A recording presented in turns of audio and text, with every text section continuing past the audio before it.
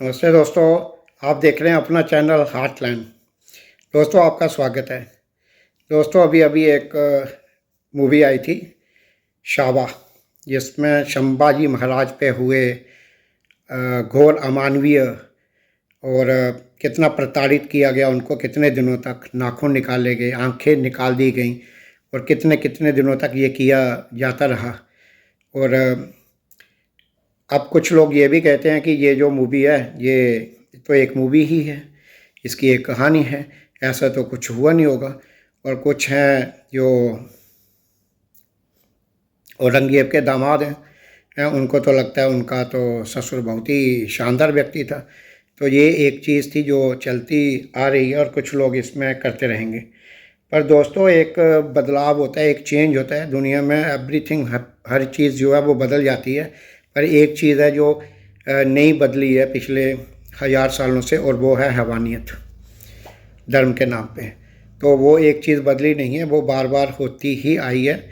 इस संभाजी महाराज के साथ जो हुआ वो तो 400 500 300 साल पहले हुआ। तो वो तो अभी, अब ये तो बात फिर कोई कहेगा हाँ कोई ना, तो इसमें ये एक बात भी बात करते रहते हैं।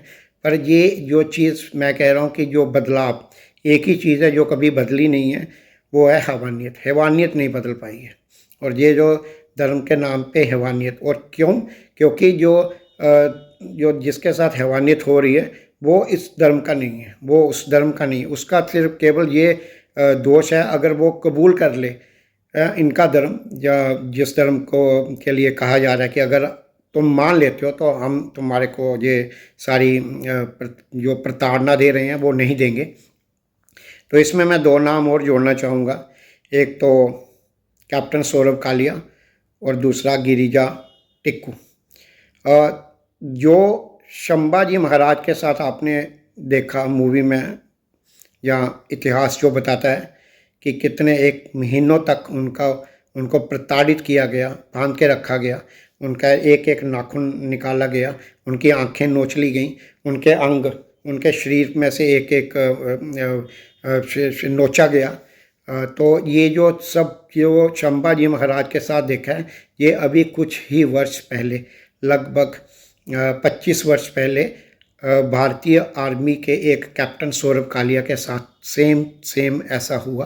आंखें निकाल दी गईं, सिगरेट पीते थे। अब संभाजी महाराज के समय तो सिगरेट पता नहीं होती थी कि नहीं, पर जो सिगरेट आतंकवादी जो सिगरेट पीते थे, जब पाकिस्तानी आर्मी के जो लोग सिगरेट पीते थे, वो सिगरेट उनके शरीर पे लगाए थे, उनकी आंखें निकाल दी थी, कान के पर्दे निकाल दिए गए थे, फाड़ दिए गए थे, और शरीर को कहीं कहीं से नोचा गया था, नाखून निकाल दिए गए थे और गुप्त अंग काट लिए गए थे। तो इतनी ज़बरदस्त प्रताड़ना अभी 25 साल पहले कई हफ्तों तक भारतीय सेना के एक वीर कैप्टन सौरभ कालिया जी ने सही है।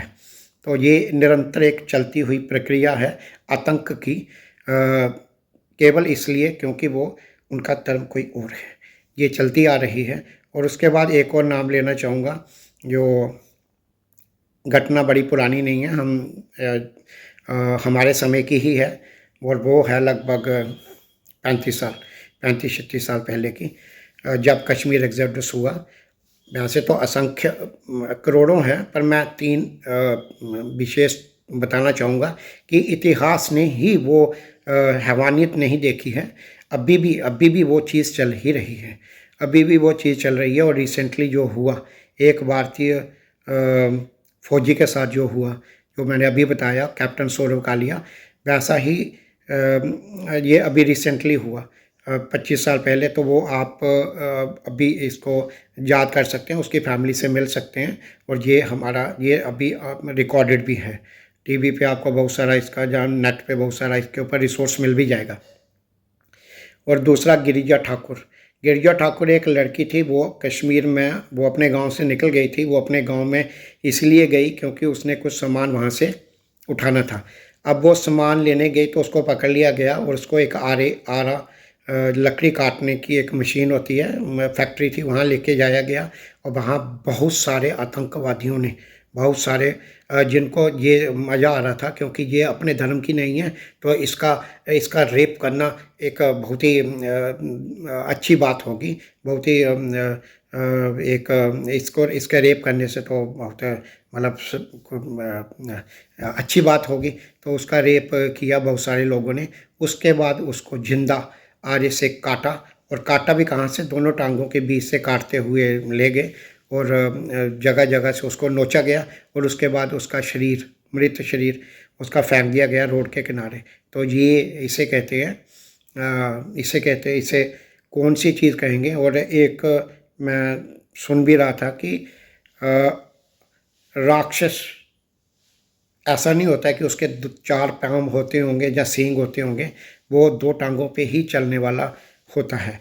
और संवेदनाएं जब आदमी की मर जाती हैं, जब इंसान दूसरे इंसान को इंसान ना समझ के अपने धर्म वाला और दूसरे धर्म वाला समझता है, तो फिर ये सारी चीज़ें करके उसको खुशी, और साथ में ये सारी चीज़ें करके उसको ये खुशी मिलती है कि मैंने तो ये एक बहुत ही धार्मिक कार्य कर लिया है, अपना मजहबी कार्य कर लिया है, और ये कार्य करके मुझे पता नहीं कौन सी जन्नत और क्या क्या मिलेगा, और मैं बिल्कुल as per the rule of the my religion से चला हूँ। तो ये गिरिजा टिक्कू के साथ जो हुआ वो मेरे लिए तो बताना भी मुश्किल है पूरे उस ढंग से, जहाँ जो कैप्टन सौरभ कालिया जी के साथ हुआ, जहाँ और असंख्य करोड़ों करोड़ों लोगों के साथ हुआ है।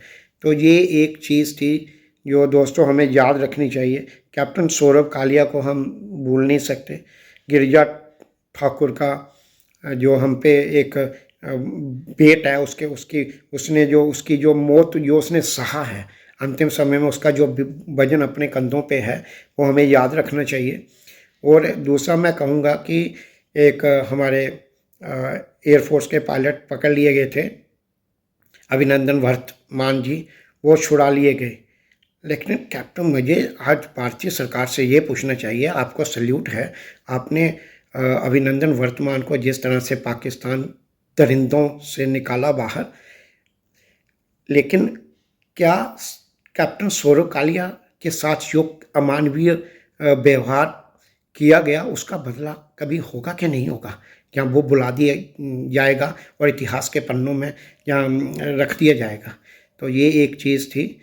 और गिरजा टिक्कू जैसे आम कश्मीरी इनोसेंट लोग जो वहीं पे रहते हैं, और उसी के मोहल्ले, उसी के गांव के लोगों ने उसके साथ ऐसी अमानवीय चीज़ कर दी, जिनके ऊपर उसको भरोसा था, जिनके ऊपर फेथ था। वो एक फेथ कि मेरे साथ, मैं तो इनके साथ रही हुई हूँ, मेरे साथ ऐसा कहाँ करेंगे जी, इतना बुरा थोड़ी करेंगे, लेकिन इतना बुरा कर दिया।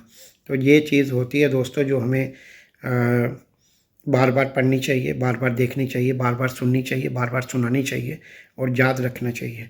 हमें अमानव नहीं होना है, हमें राक्षस नहीं बनना है, पर जो राक्षस हैं उनको तो सीधे रास्ते पे लाना, अगर नहीं ला सकते हैं तो उनको कुचलना तो है कि नहीं कुचलना है। और द कैप्टन सौरभ कालिया एक भारतीय फौजी की ऐसी नृशंस, ऐसी अमानवीय, ऐसी हत्या की गई कि जिसका तो मतलब मैं तो ये कहूँगा कि अगर अभिनंदन स्क्वाड्रन लीडर अभिनंदन वर्तमान जी के समय पे जो भारतीय सरकार ने किया, तो अब क्यों नहीं इसके कैप्टन सौरभ कालिया के समय पे क्यों नहीं हुआ? तो ये है दोस्तों, भारत माता की जय।